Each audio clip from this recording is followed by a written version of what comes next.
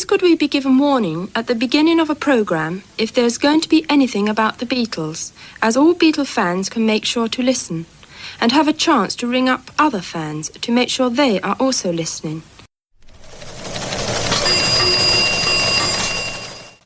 Hi everybody, this is John here. This is Paul, George, and Ringo. And we're very happy to be on your program once again. Hi everyone, and welcome to Beatles News Briefs number 107, hosted by veteran Beatles reporter Steve Marinucci.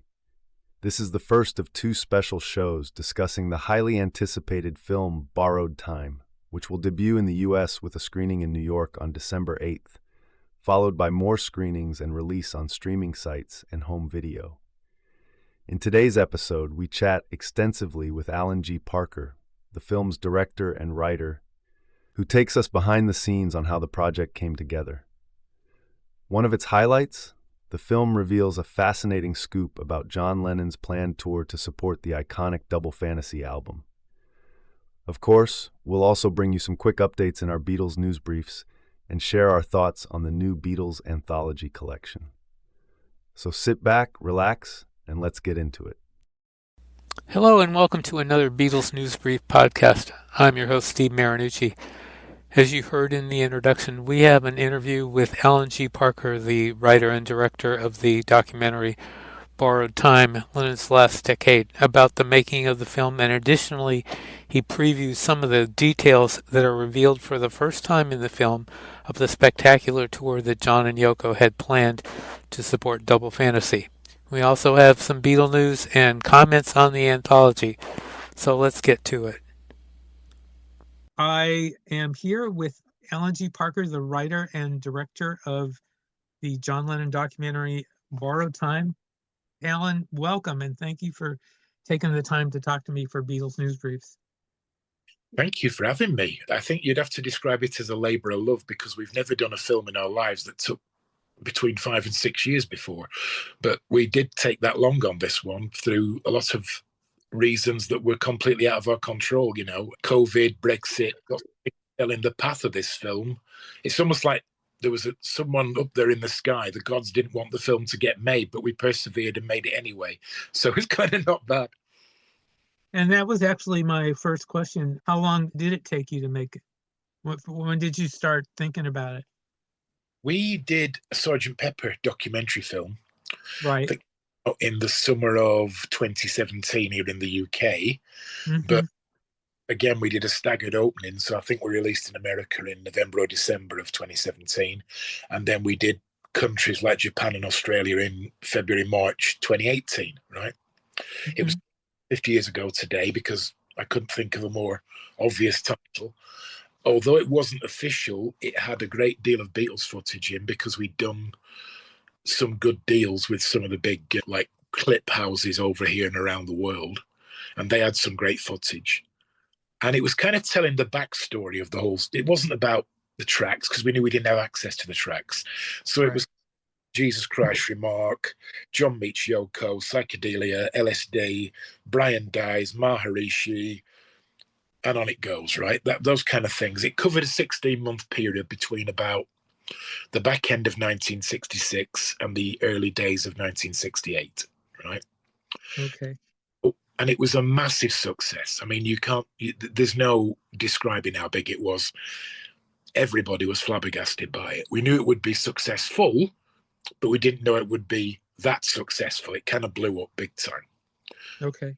It did when the whole PR campaign and everything ended, which would have been around March, April 2018, so almost a calendar year later.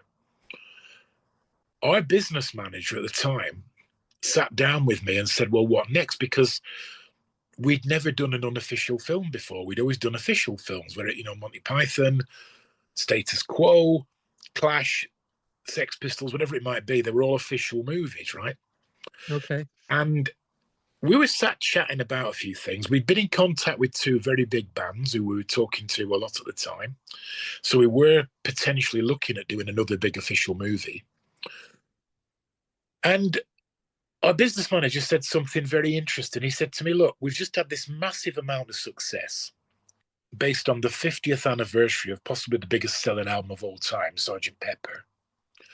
Has it never crossed your mind that the assassination of John Lennon, the 40th anniversary, is less than a year and a half away, December 2020?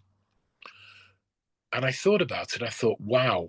And the minute he said it, the minute it planted a seed, because Mum and Dad, it's hard to believe now looking at this fella in front of you, but I'd been quite a slight child, a small child.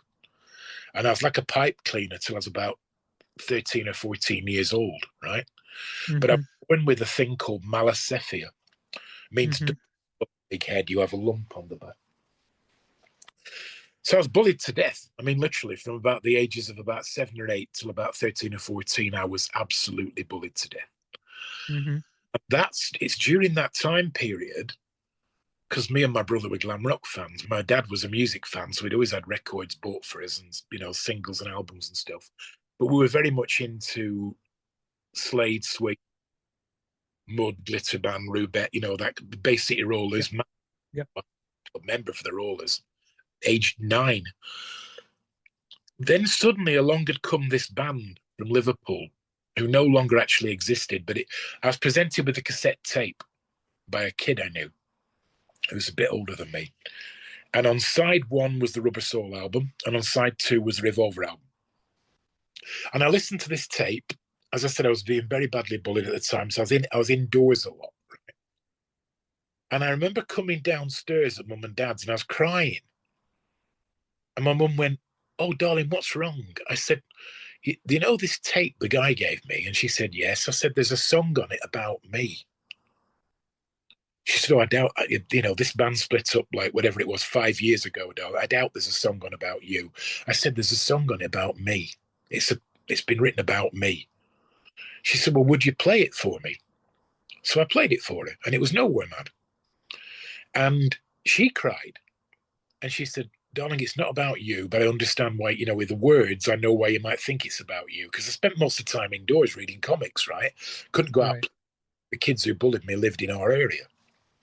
So that led to that Christmas. Dad always used to say to me and my brother, "Would you like any albums for Christmas, boys?" And I said, because it's about all I knew at that point in time, "Can I have the one with all the people on the cover?" Of course, I meant Pepper. Lo and behold, on Christmas Day, Sergeant Pepper turned up.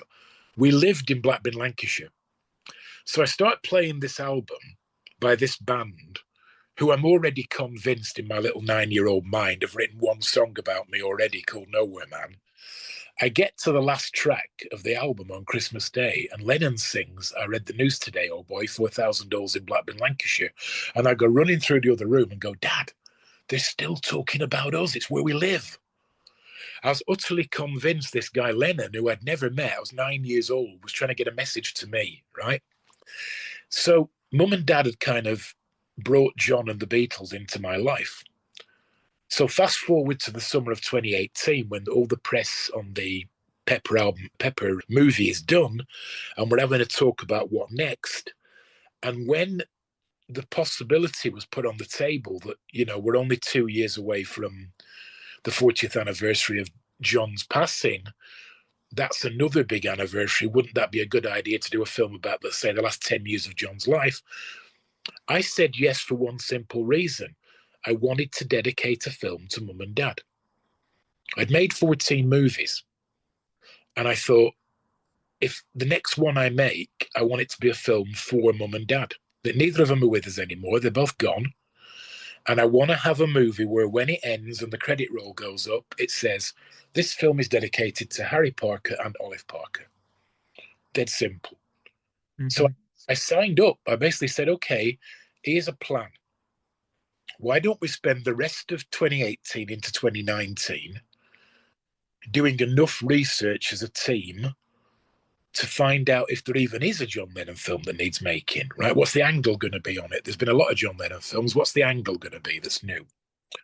Initially, the plan had been that we were going to do a film regarding the various conspiracy theories, believe it or not, as to whether or not the killer, who I'll never name anywhere,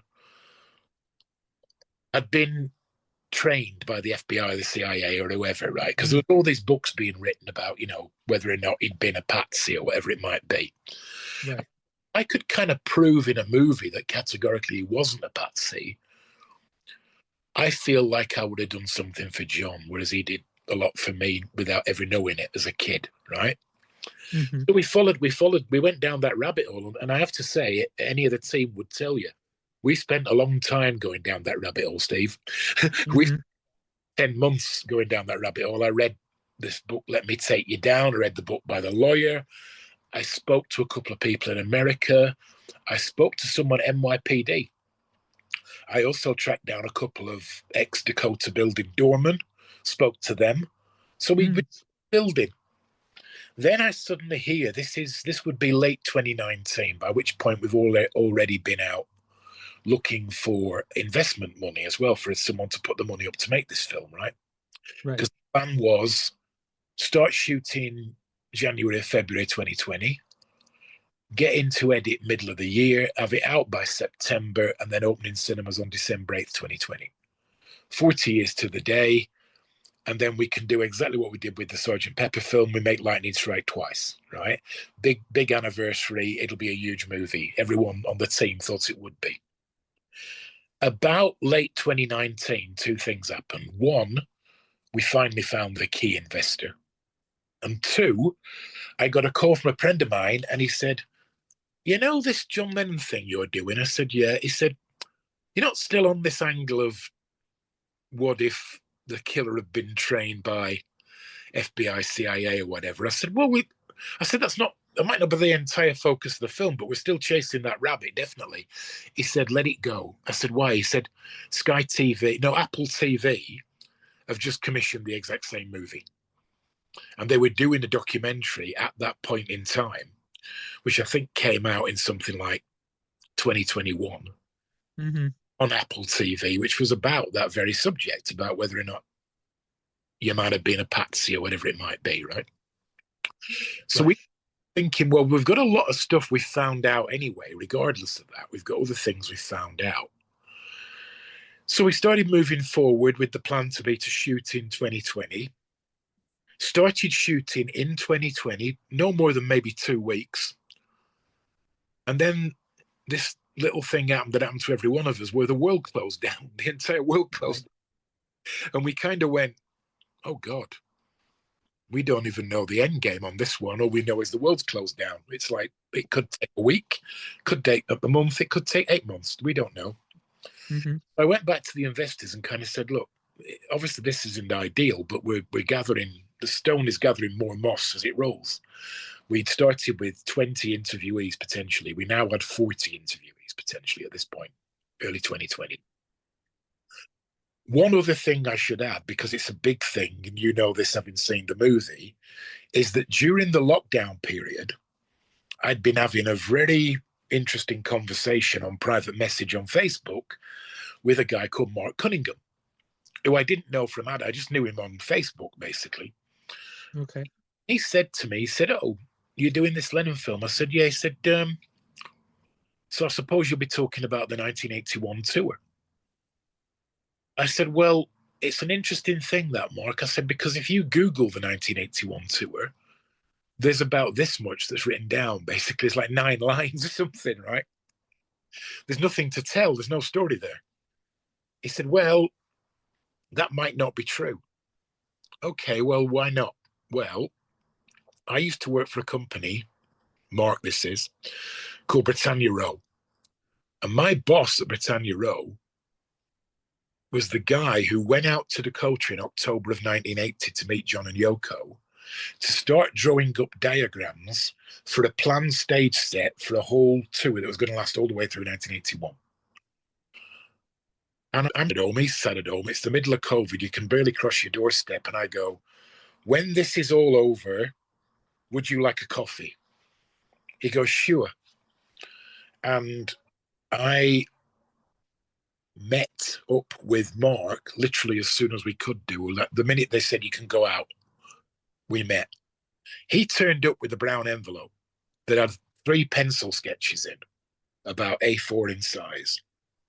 One was for a potential gig in Liverpool where you'd be projecting images off the Liver building, and one was for an indoor arena show, and one was a kind of another angle of the indoor arena show. What I was most fascinated by, because if you think back to when Paul McCartney did the 89-90 comeback tour, if you like, I did multiple shows on that tour. And you know yourself, there wasn't really much that you'd call technical about it. It just had a backdrop that was hand painted. There was a little movie at the beginning, then there was nothing else much on the screens that wasn't pulled across on curtains.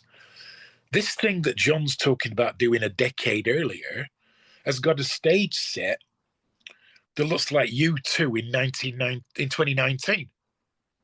It's got cantilever arms, it's got big screens, it's got things moving around at the back of these big screens.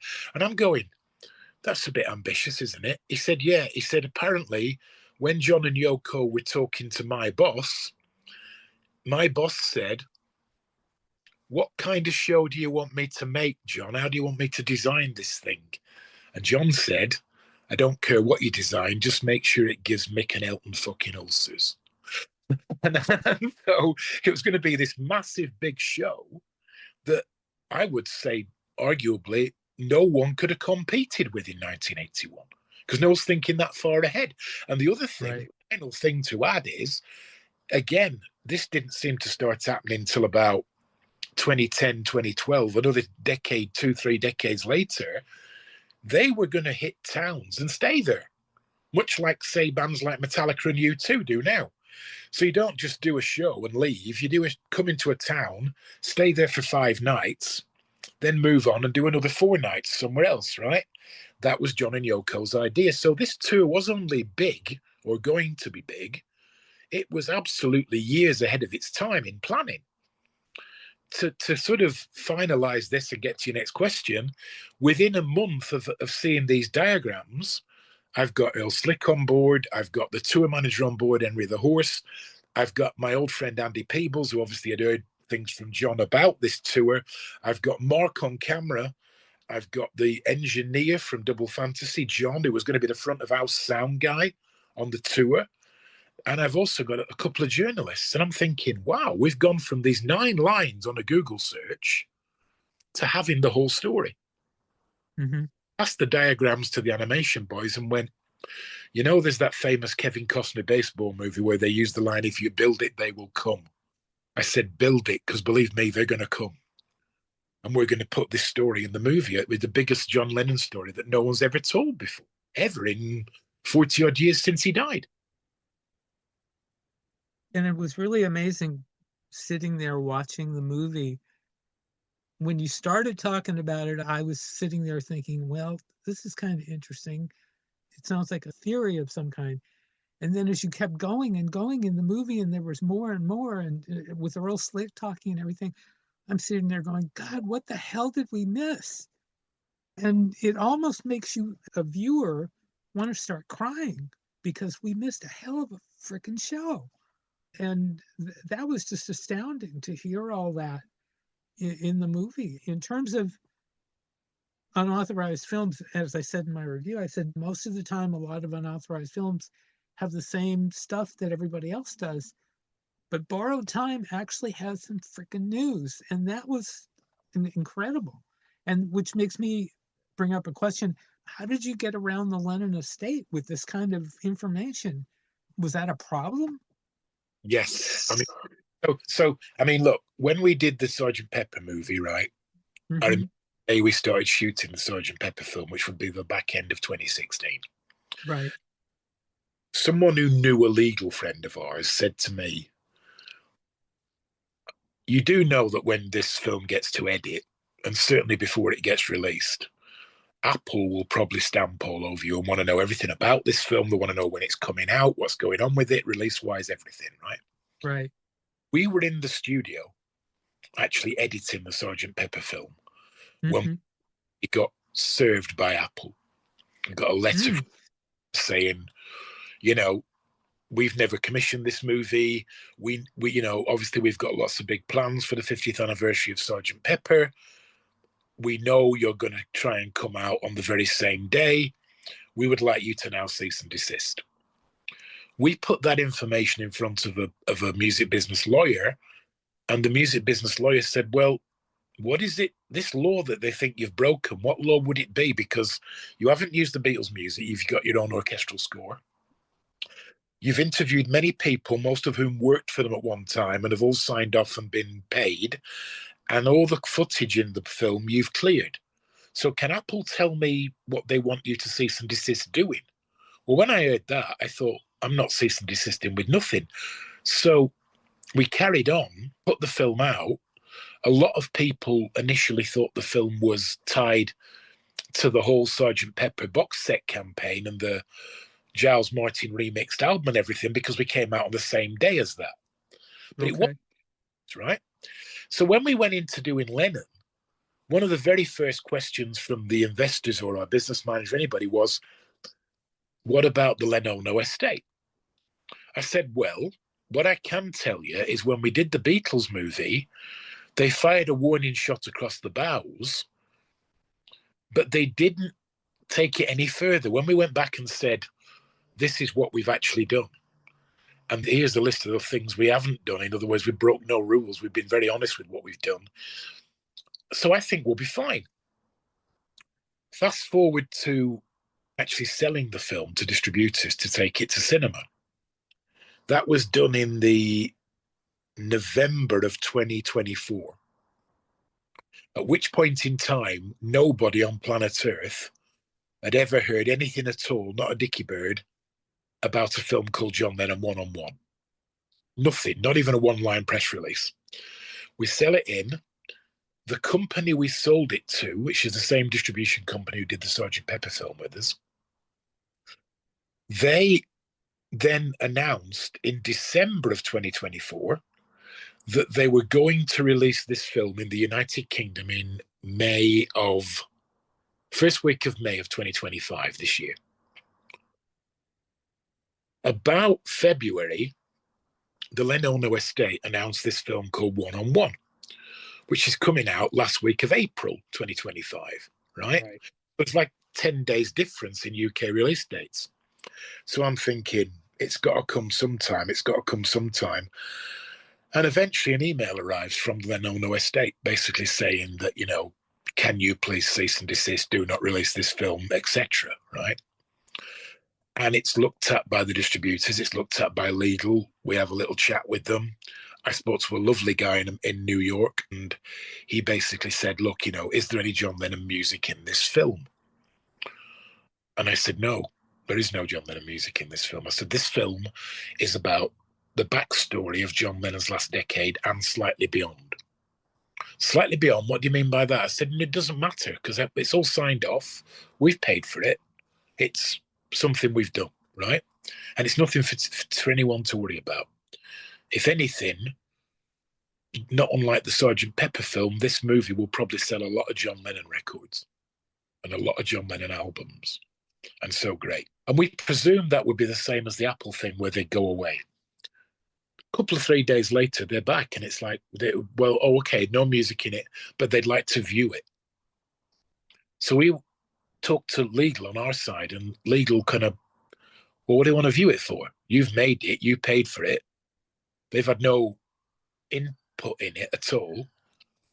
The diagrams that are in the film, for the 81 World Tour, that became the animation we made into the stages and everything, the guy that designed them was never actually paid for them. He's no longer with us. He passed away, but they now belong to his wife. Copyright, lock, stock, and two smoking barrels, as they say. So again, we weren't really skating on particular thin ice. The only, if there was a downside to all of it, and I say this with all seriousness, we interviewed 62 people in the end, which is a lot of people. And as you, with the exception of a couple of journalists, almost everybody knew John for a minimum of 5 years, is actually in the film, right? Which is not bad for a fellow who only lived to be 40, right? And when we got to edit, there was an awful lot of people who didn't even make it into the cut because there were way better stories, So originally it was cut long form to maybe cut it down into 3 parts and make it into a TV series. Then it was cut short form for chance no one wanted to buy it that way, and we wanted to go straight to cinema. So we had two versions. And the plan was then put to me by management, our management, was why don't we keep both and call one of them the director's cut? Because there's so much good stuff in there, the fans are going to want to see it all. And I think, as you know yourself, yes, the big story is the 1981 comeback tour, but there are also many other little tiny stories that aren't new, but they're maybe giving you more information than you've ever had before, Mm-hmm. When I do things like this, the example I always use is the May Pang story, where for 50 odd years we've been being told that Yoko set that affair up. Well, I believe because it's come from such great sources, like very, very well thought of journalists like Ray Conley, I don't think that Yoko set that thing up at all. Now I think that we know historically John was playing around at that point. He'd had a dalliance with some woman in the spare bedroom at Bob Gruen party. Right. Which is well documented. Yoko then went to Chicago to give a women's peace speech, and as soon as her back was turned, John packed 2 suitcases, grabbed the secretary, and went to Los Angeles. That's the story that we've had from about 6 of our interviewees, and I think we use Ray Conley to tell the story in the actual finished production. But so it's not a brand new story, that one, but it's a slight twist on what we think we've heard, and when we counted them up when we did the final cut of the movie, there were 30 of them. There's 30 stories in there where we think we've known the exact truth for say 40, 50 years, and even though we're not reinventing the wheel, there are places in that movie where we are at least putting a new tire on it. Add that to the 81 tour, and I think it makes Borrowed Time incredibly relevant. One of the English reviews for the film said in the review, I've watched every John Lennon documentary ever made, be it official or unofficial. And I can tell you now, the most honest John Lennon film I've ever seen, I just watched. It's called Borrowed Time. Let me get back to a couple of things that you said. You were talking about May Pang. You did not interview her for the film. I assume that's because of the documentary, The Lost Weekend. Yeah. I met with May in New York City in 2014. Mm-hmm. At that point in time, I had no intention at all of doing a film about John Lennon, but it was in the back of my mind. I knew that one day I'd want to do a film about John Lennon because, there he is, and the man's in my... And I said... I should tell people that you have him on your arm and on your hand. Yeah, because they can't see that. Okay. When I met May, I said, if we do a film, would you be in it? Because I loved your book. Loving John was the second Beatles book I ever read as a kid. Mm-hmm. And the first one was Shout by Philip Norman. So I went from Shout to Loving John, right? And she said, yes, of course. But bear in mind, to be fair to May, that's the late winter of 2014. We didn't even start talking about a John Lennon film for about 4 more years, right? Mm-hmm. So when we did actually go tour, which I believe was in the latter part of 2019, we didn't even get a response from her. We got an email from the producer of the film she was doing about her own life. And all it said was, May wishes you every success, but she cannot be in this movie for obvious reasons, because they had her under contract, right? And film, I really enjoyed it. I don't know particularly why she stuck to the Yoko story, because when we had dinner, she'd said that, her and John had left for LA, very much the same way that Ray Conley says in the film, not been necessarily set up first. And the person I really wish I could have interviewed, and I mean this with, but obviously we checked with lawyers and everybody said, you just don't want to go there because you'll be wasting your time when it comes to trying to get it in the finished movie, is I would have liked to have interviewed Fred Seaman. Because I think that there are certain things that happened in the Dakota towards the end of John's life that none of us know anything about yet. I believe one of those things in my heart, this has always been something I've felt for years and years and years, is despite the world tour of 81 that was planned, And despite the fact that, as Earl Slick says, that they'd already demoed this second album they were going to do in 82 and then go out on the road again, which of course became Milk and Honey posthumously. But I personally don't think John and Yoko's marriage would have lasted another 2 years. I think they'd have been divorced. That's just me. Okay. Why has it taken so long for the movie to get to America? Because you premiered it over there in England in May, and now it's finally getting here on, of all days, December 8th, which, since you had originally gone with December 8th for the anniversary, I now kind of understand why you are doing December 8th now, but it's still kind of weird to have it on that day. The plan had always been to release it piecemeal, like we did with the Pepper movie, right? So for the Monty Python film, it came out in September 2009, all the way around the world in one day. We'd found with the Sgt. Pepper movie that we got more press in different countries if we'd staggered the release. So that rather than coming out all in one day, you can get, say, front pages of Australian rock and roll magazines if you come out separately in Australia or wherever else. There was never a plan to do Borrowed Time on December 8th. What happened was the film was put out for tenure by Kaleidoscope in the United Kingdom. They were also releasing it in the UK and in Europe. They sold it to a company in Japan, which was just released about a month ago. They got involved with my business manager to do a deal for India, which is going to be done, I believe, in January or February. It's going to be the first Beatles film to be in cinemas in India, which is fast. I mean, the Beatles are huge in India right now. I know that because I've got friends out there. And then along came this company who you may be familiar with because they've done quite a number of unofficial Beatles films in America. Liverpool Productions, who did, I believe, the Fan film. They did May Pang's film. They did our Sgt. Pepper film. And they bought the US Canadian rights to Borrowed Time. I think the name is Liverpool West. There you go. Liverpool West Productions, right? And yeah, they just released a new film called Love to the Beatles. They did the Chris O'Dell film. Yeah. They did May Pang's film for US. Yeah. Oh, did they? See, okay. As far as I'm aware, they did, yeah. But they bought it. They bought it a while ago. They bought it in, I think, June or July. I met with them in their hotel in London in July. They seemed like great people. And they said to me, what was the plan originally? Because we know this film was supposed to come out on the 40th anniversary of John's death.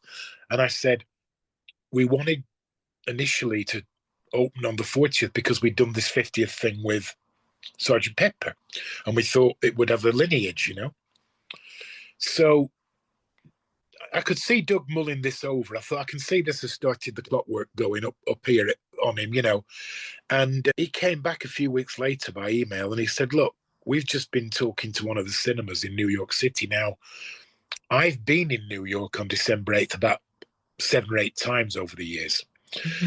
Yourself, Strawberry Fields is mobbed. There's people outside Dakota with candles. One year it was snowing. There was still a massive crowd up there at that corner near Dakota and Strawberry Fields. There was people. So I can see the logic of going with it because there's a lot of fans out that day anyway. They probably want somewhere to go in the evening because it's normally very cold in New York in December. And they came back, as I say, about 2-3 weeks later and said, would you mind awfully if we did the US premiere on December the 8th? And I said, well, it would be Churchillish of me to say yes if I said I did mind, because we spent a year and a half planning to go out on December 8th, 2020, and then couldn't do because of COVID. So in many ways, I suppose we did get our anniversary, but this time we got the 45th anniversary, not the 40th one.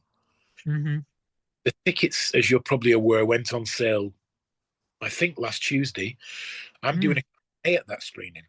Yes, I know. You are. I know that you are doing it. All the available tickets went in 7 minutes. Are they going to do is there going to be a second screening? Do you know? Later that week, it's going to the Fort Lauderdale Film Festival. Ah, okay. Lauderdale Film Festival on the 10th, 11th, and I believe maybe even the 12th, because again, they're selling tickets like it's the best thing that happened since bread came sliced. They can't stop selling tickets at Fort Lauderdale. I believe it's also opening in Chicago. There's a couple of three. It'll all be on Liverpool West's website, but there is a few screenings happening around that time. And I also believe the plan is to be on DVD and Blu-ray in the American version pre-Christmas Eve, so sometime after the premieres and before Christmas Eve. American DVD and Blu-ray going to be any different than the British? No, not at all. No. The standard version on the DVD, because both versions don't fit onto a DVD. Right. And there's two versions, long and short version on the Blu-ray. If we use my brother as a barometer, and there are worse people, believe me, you could use as a barometer. Most people, and he's a huge Lennon fan like me, Beatles fan. Most people watch the short version and then get curious and watch the long version and go, wow. Because, as you know, having seen them both, it's not just the fact that there's 98 minutes more information in the long version. The long version's got a different earlier intro that we made months earlier and then rejected. The long version's got some different music in it. The long version has a song in it that we commissioned and liked, and then suddenly people decided they didn't like, so there's a bit of a shift on that one.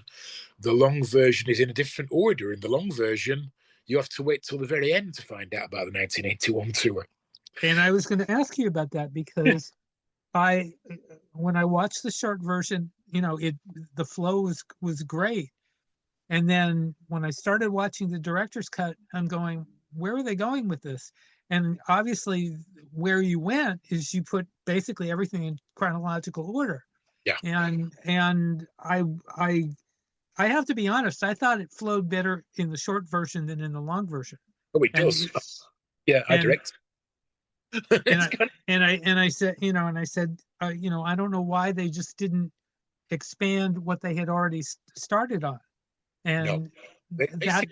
Let me tell you how that came about. Mm-hmm. The long version was at best a working, what we call in the trade, a working rough cut, right? Mm-hmm. Mm-hmm. Sent out for tenure with the sales guys, mm-hmm.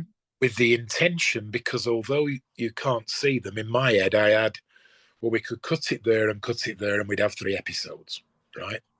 So we'd said to the channels, this is a 3-episode TV series about the last decade of John Lennon's life.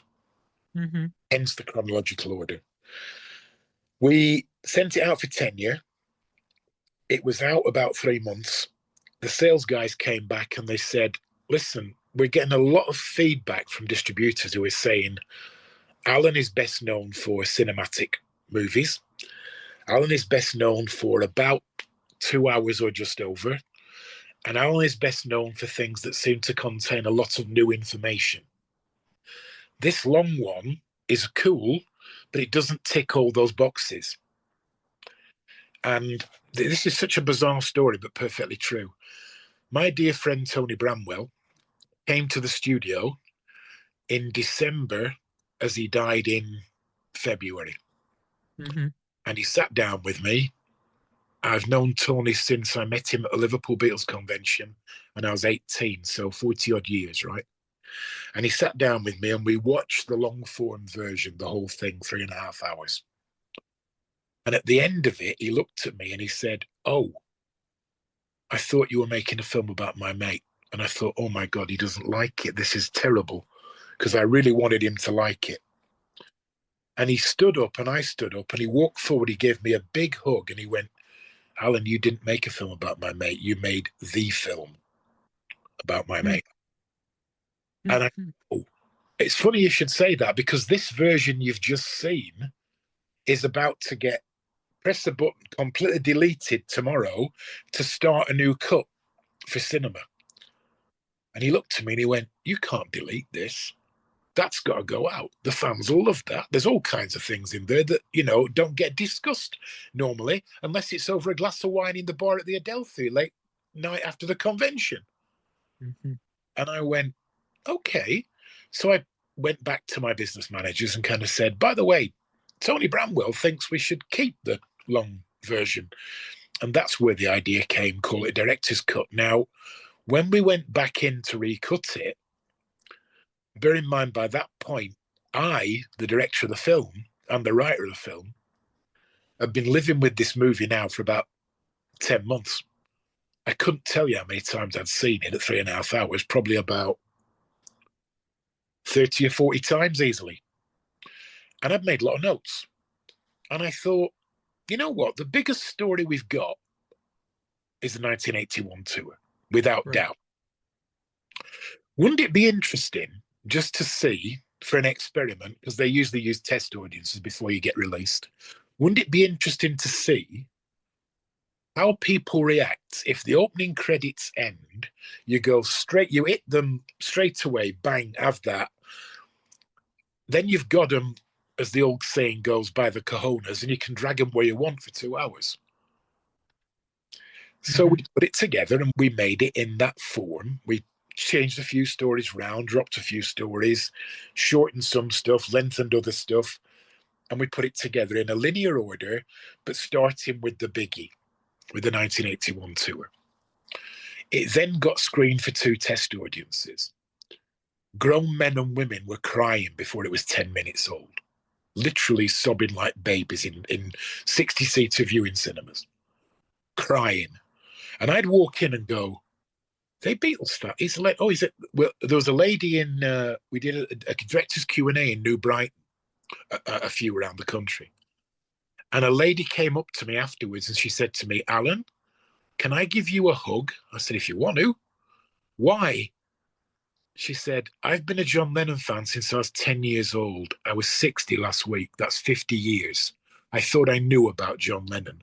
She said, I feel like I've just spent 2 hours and 14 minutes in John Lennon University. And I said, thank you. And she started crying. And I went, my old lip went like that. My mate was stood behind me, had been driving me, and I just gave her a hug and I said, listen, thank you.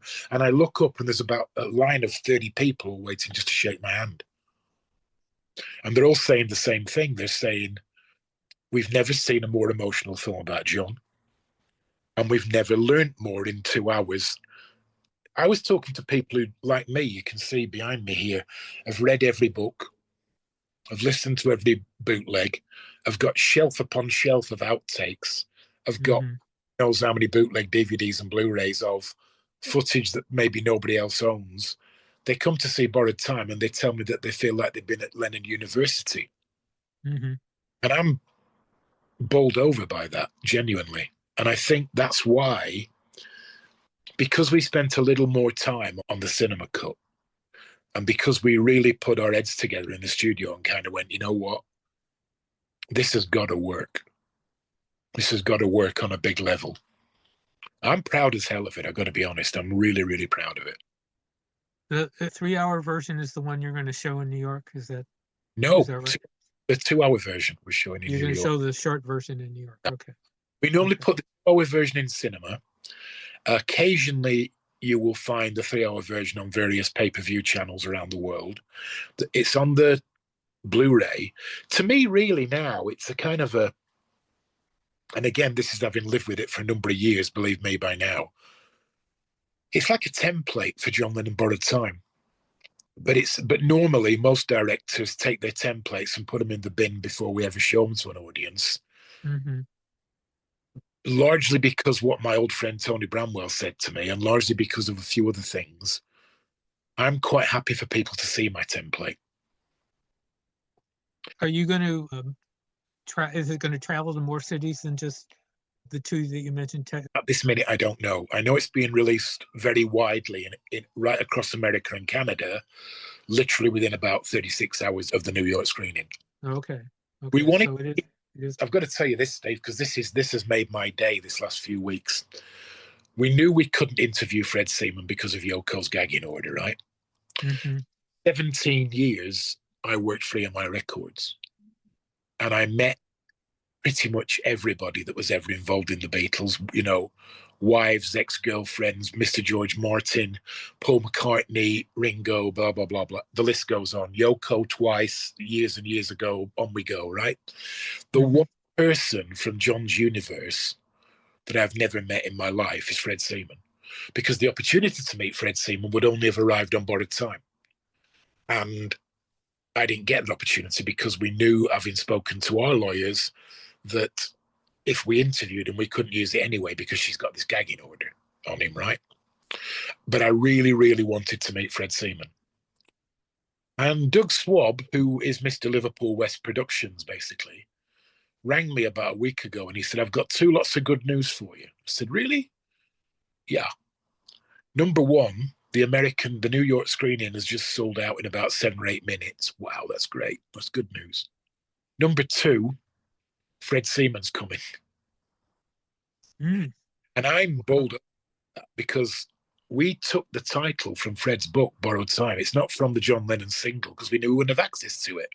But I thought that when I read Fred's book, I thought, if you're going to talk about the last decade of John's life, you've got to call it Borrowed Time. There's no other title. What was funny about it is for 3 years of shooting and production, it was borrowed time, borrowed time, borrowed time, borrowed time. And then we go to list it on IMDb, Internet Movie Database. And my line producer rings me and she says, we got a problem. I said, why? She said, there's over 200 films called Borrowed Time. And most of them are dramas. So that's where comes the subtitle, Lennon's Last Decade. Okay. I want to ask about certain people in the film, some of the stories. One story that really intrigued me was the Alan Weiss story.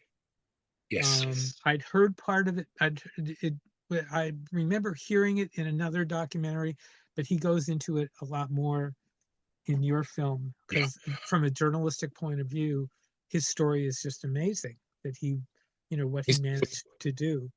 His story is the best. He came to us fairly easy enough. We got a contact for him. We rang. He said yes. We went to his place just outside New York City and we sat down with him. And basically, I've had lots of hats in my career. I worked as a press officer, then I worked for EMI for many years. While I was at EMI, I wrote a number of books. I also wrote for the rock press. So I thought, hang on a minute. I've been a journalist. He is a journalist. So while they were setting the cameras up, I said, Alan, I'm sure you're probably sick to death of telling this story because you've probably been asked about it, every anniversary of every year for 40 years. However, maybe there's some detail you've never gone into. What we're trying to do is a real, almost forensic style deep dive on John Lennon. So if you believe anything you never said before, throw it in, because I may use it. It might have a reference. And what was great about him is because he used to be a presenter, when he was on camera, you've never seen anybody more professional in your life. He was absolutely red hot. And occasionally we were sat across from each other with my DOP stood behind with the camera, and he'd go, hang on, Alan, I can do that better. Let's go again on that next answer. And I go, honestly, I could listen to this guy all day. And occasionally you got that, people like, say, Tariq Ali, who again was part of the English peace movement and knew John and Yoko very well back in the late 60s. Occasionally Tariq would, because again, he's talked about John Lennon till the cows come over the hill. So occasionally he'd give you an answer and then he'd go, whoa, hang on, Alan, I've got a better answer than that. I can do it. So what I'd said to a few of the people that we were talking about December 8th on was, look, this film is roughly, and it is a very rough diagram, as you know, having seen both versions. The rough diagram is the 3 stages of John's life. Stage 1 is childhood, the fact that he hadn't got a great relationship with his mother and father, the fact he was bounced from pillar to post and then anti-memes, blah, blah, blah. Was he the most stable Beatle? Not by a long chalk. He had a terrible background in that respect. Paul's much more, polite family, then into the Beatles, then get the Beatles over and done with quickly, because the only real relevant point for our film is that he meets Yoko Ono during that last part. And then stage 2 starts when they go to America. Stage 2 in my head kind of goes up to and including John getting his green card, which then ends after that. And then we go into the final part, which is what was he doing while he was not active in the public eye, Double Fantasy, and December 8th. So I want December 8th to have, even though there's been documentaries, you know yourself, that are about nothing apart from December 8th. I wanted December 8th to have a brand new relevance, because I thought if we haven't got a brand new relevance, there's no point including it. We may as well do one of those things that movies do, where you put a black screen up and in white letters it says John Lennon was assassinated on December 8th, 1980, right? If there's nothing new to bring to the party. But Alan Weiss was amazing. When we interviewed Dave Scholin, Jerry Cagle, and Laurie, who all were connected because they were all part of that last American interview. Right. And Dave Scholin, God as Jerry Cagle, God bless him. Jerry Cagle has never been interviewed about John Lennon before. Can you imagine 40-odd years of a man who knew John from the Lost Weekend through to his last ever interview, so over 7 years, right? And had to pay for the goddamn interview himself, because when the radio station was offered the interview, they said, "Oh, John Lennon's no longer relevant."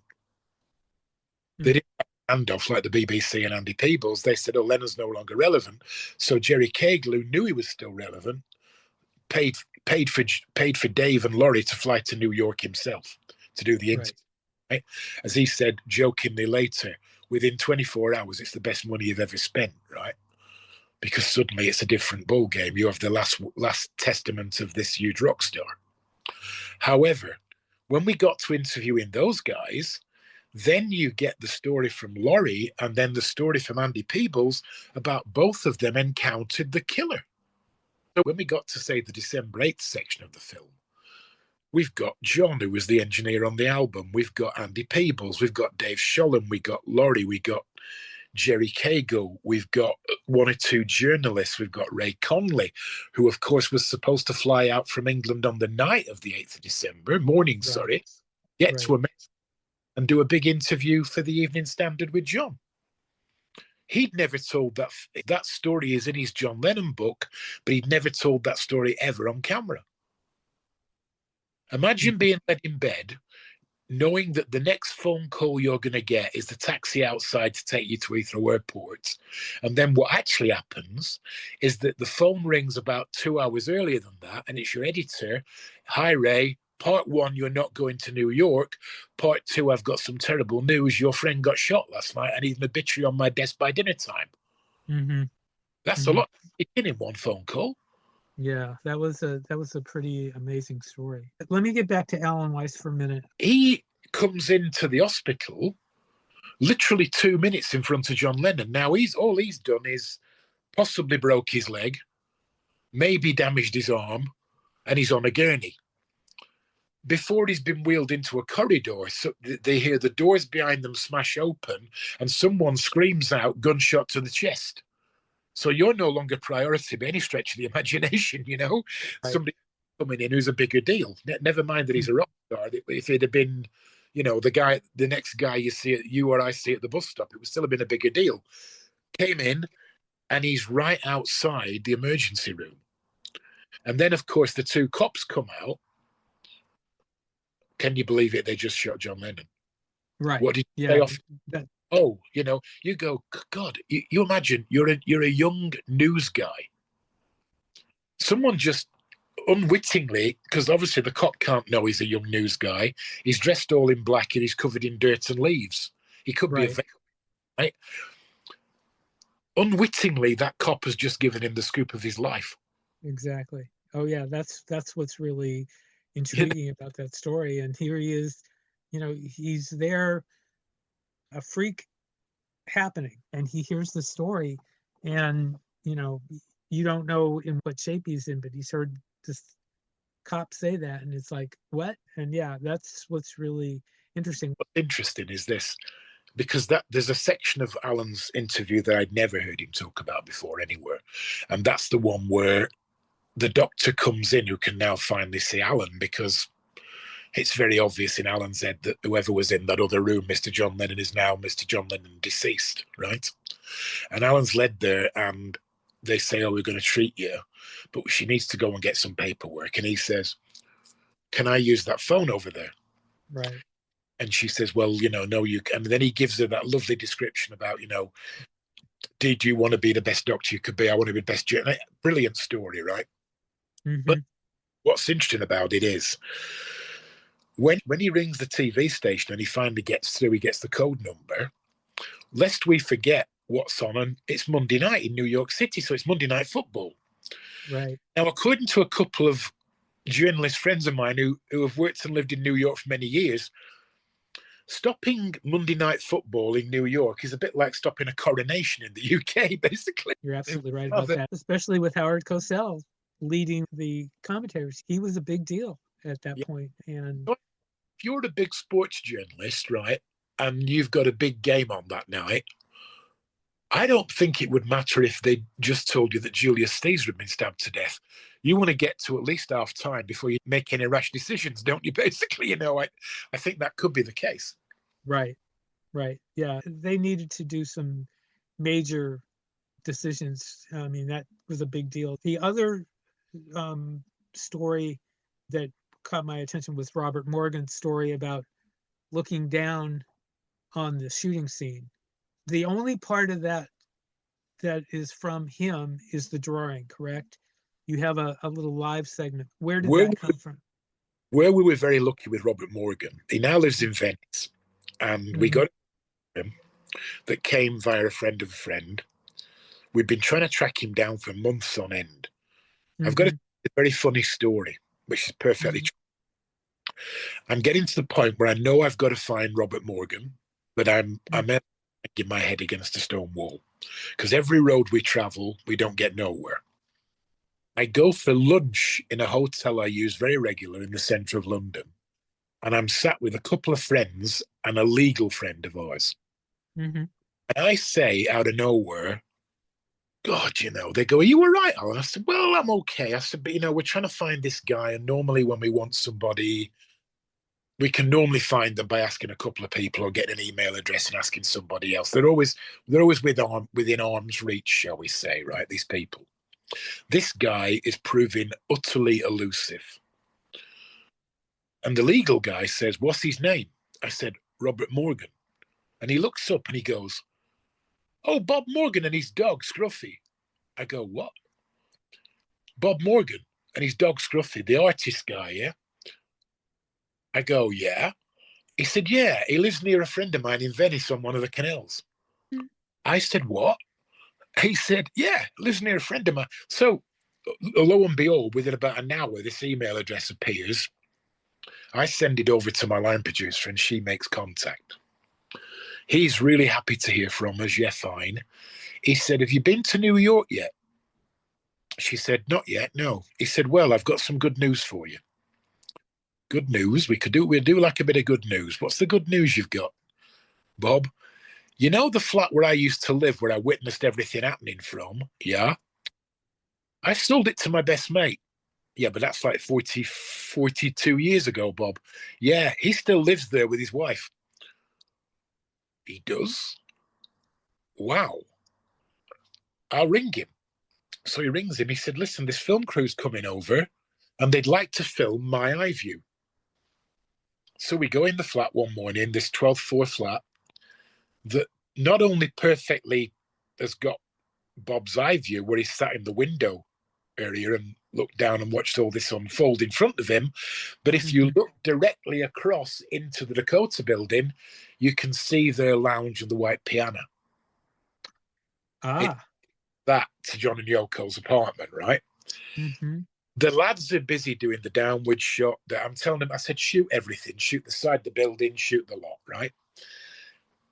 He's at work, the wife's around. Suddenly, the wife comes in the lounge and she says, Alan, have you got a minute? Okay, so I follow her and she takes me into the master bedroom. And she says, look, and I look out right across Central Park. Now, every book I'd ever read about John Lennon, especially say, oh God, he's in the movie and I've forgotten his name for a moment, but he wrote that incredible book, John Lennon 1980, The American Guy. He's in the film, and I can't remember. His name's just slipped out of my mind. Okay. But you read all these books, and all these books basically say that for the last few years of John's life, he'd get up, he'd go to the kitchen, he'd make a cappuccino, he'd have a croissant, and he'd sit in the window looking right out over Central Park. Mm-hmm. And I look over there out the other bedroom window, right into John's flat again, and I go, good God, we haven't just got Robert Morgan's eye view on the night of December 8th, we've got John Lennon's eye view for the last 5 years of his life. So I go, guys, when you finish in there, come in here and get this as well. So all that stuff you see in the opening credits, and then later on in the story, although because obviously when we shot the view down, it was 11 a.m. on a very bright summer's morning. What I do is then take that footage, give it to the animation guys, and they make it 11 o'clock at night with 1980s police cars and cops hanging around and everything, right? Okay. But everything we did in that flat, we did from Bob Morgan's angle. So yes, the painting is the only thing that was done on the night, but everything else was offered to us because Bob Morgan happened to sell that flat to his mate, and 40 odd years later, his mate never moved an inch. Okay. God bless his mate. Yeah, I wondered about that as I was sitting there watching that, where, I actually was thinking it might be AI, and I was hoping it wasn't. No, So it's for okay. real. Yeah. Okay. You mentioned Tony Bramwell. Who else close to John Lennon has praised you for the movie? Who saw the film that knew John good? Andy saw it. Andy Peebles came down and saw it again not long before he passed. He really enjoyed it. He thought the film was really, really good. Mm-hmm. I'm trying to think who else that I know that has actually seen it that's in the film. I know Ray's seen it. Ray Conley enjoyed it. I Mm-hmm. this directly, but I'm told Philip Norman enjoyed it. I got told that by a friend of mine. Yeah, I mean, I don't know. I mean, I've had, say, Has Bob Harris or Earl Slick seen it? I don't know if Phil's seen it, but Bob apparently, according to Bob's producer at BBC Radio, Bob really enjoyed it. Okay. Bob said to me, this is I was so flattered by this, I can't tell you. We did Bob's interview Mm-hmm. for ages because both of us can talk. And at the end of it, he stood up and he said, that's got to be the best interview I've ever done in my life. He said, where do you get all your information from?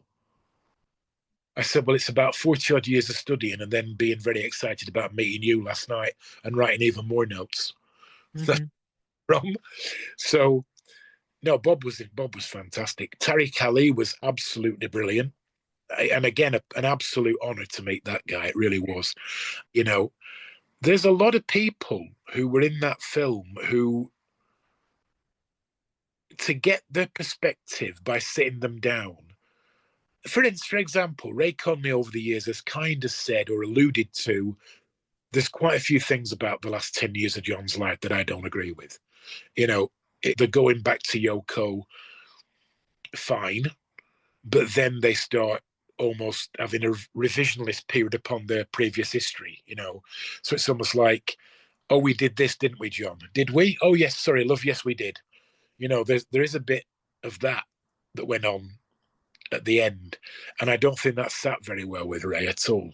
He kind of didn't like that at all, Mm-hmm.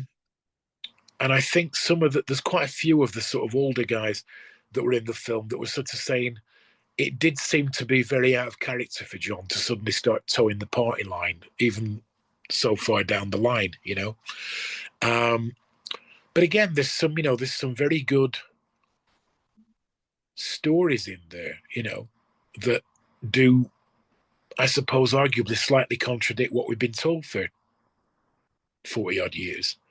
Mm-hmm. But again, I would never put anything on screen that wasn't checked, and double checked, Mm-hmm. Mm-hmm.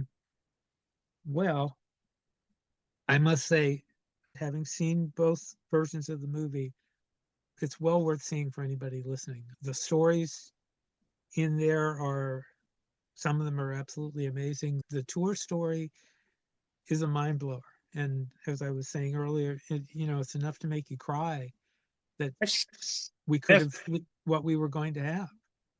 I've been around this country doing Q&As on this movie, right? Manchester,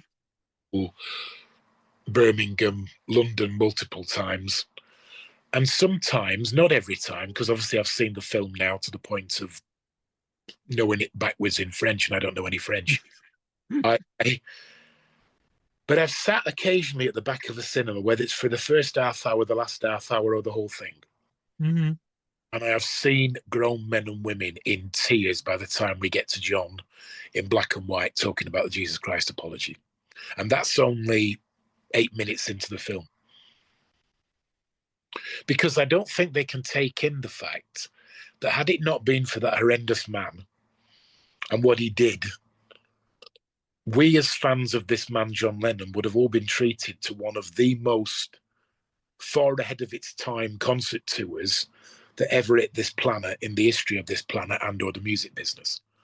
And we were robbed of that by 5 bullets. And right. There's nothing that you can say that can make up for that. No, there really, really isn't. Just for the sake of rounding everything up, the U.S. premiere is in New York on December 8th. About 2 blocks down from Dakota. It's completely sold out now. But it will travel around. As far as where there will be other screenings around different parts of the States and Canada. And there is a plan, I know, to definitely 100% nail it to the wall. DVD and Blu-ray US format will be this side of Christmas, yeah. Okay. So if you don't get to see it in the theater, you will get to see it because it'll hit home video. Yeah. So all I can say is thank you for taking the time. Alan, it's been a pleasure talking to you. Thank you. I wish you all the luck with this, all the best of luck with this film. Yeah. And what else can I say? Thank you again. I'm gonna hit the stop button here. And here's some Beatle news briefs. The Beatles Anthology Collection, including the new Anthology 4, was released worldwide on Friday, November 21st. Social media had lots of comment, of course. We'll say more in the next portion of the show following the news. The Folio Society has recently published a new hardcore slipcase edition of the book Philip Norman's Shout. The book is now housed in a slipcase and has photos from noted Beatles photographer Terry O'Neill. Norman also has a new book coming in June titled Mr. Moonlight, Brian Epstein and the Making of the Beatles. According to the advanced description, it draws on new interviews, quote, to tell the story of this hugely complex, self-contradictory, and ultimately tragic character. As he often does when he performs in Canada and in England, Paul McCartney performed Mull of Kintyre in the encore of his November 21st concert at the TD Coliseum in Hamilton, Ontario, Canada. Come on, Paul, do it in the U.S. Here's some Beatle chart news. On the UK charts dated November 20th to 26th, Beatles 67 to 70 is number 66. And a Beatles date in Beatle history, Rubber Soul began an 8-week run at number 1 on the UK charts beginning on Christmas Day in 1965. For daily updates of Beatle news and information, be sure to visit our Beatles News and Information page on Facebook. Here's some thoughts on the new Beatles Anthology Collection. The wealth of new Beatle outtakes on Anthology 4 make it a necessity. Some of the outtakes are revelations, starting with the first track, Take 2 of I Saw Her Standing There, which surfaced on bootlegs years ago and shows the guys at their live list. It was a joy then, and it's a joy now. Matchbox Take 1 is a vocal exercise for Ringo, who 2 days later would enter the hospital for a tonsillectomy, though he hardly sounds strained here. In My Life Take 1 is just beautiful as the song begins to gel but has a wonderful harmony moment at the beginning that didn't make it to the final master take.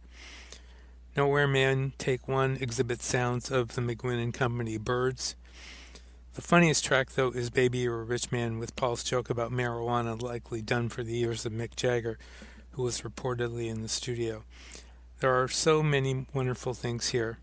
Anthology 4 also has the new mixes of Free as a Bird, Real Love, and Now and Then. Real Love has gotten the most comments. You can't help but notice that in the new version, John does not rhyme the lyrics as it appeared to be that he was doing on the old one, because his voice was mixed much lower. The new 4-disc Beatles Anthology Collection is a nice present, although it would have been nicer if some of the discs had been cleaned up, removing the speeches on Volume 1, and on Volume 2 the poor edit on Yes It Is, and 2 of McCartney and Lennon's worst songs, If You've Got Troubles, and That Means a Lot. But they were all left alone.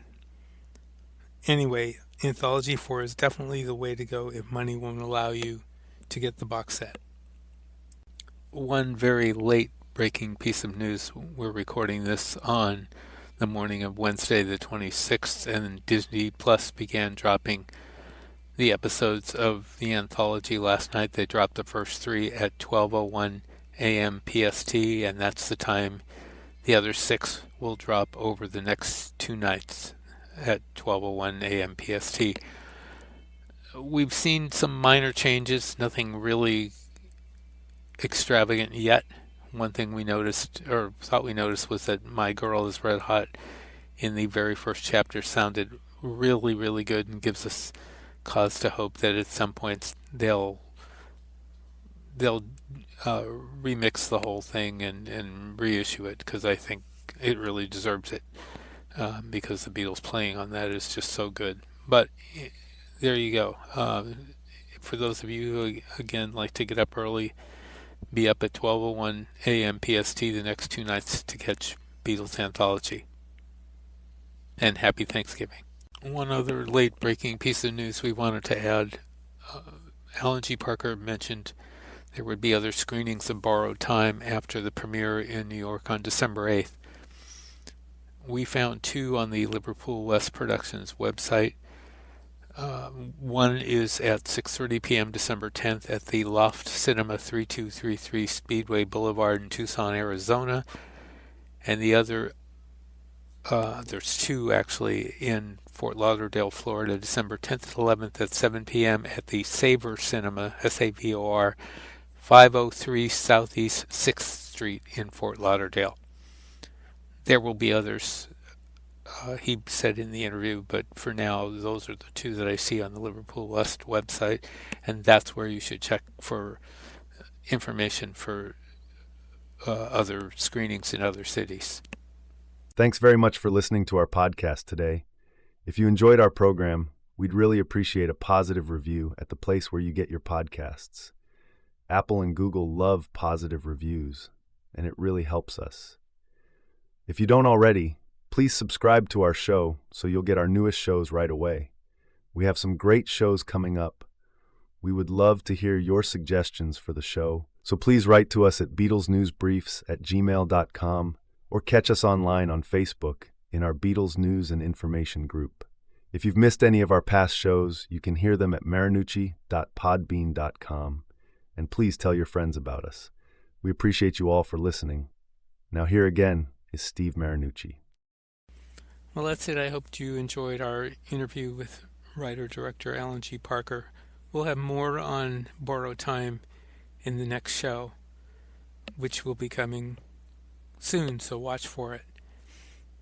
Until then, this is your host, Steve Marinucci, saying, Be seeing you.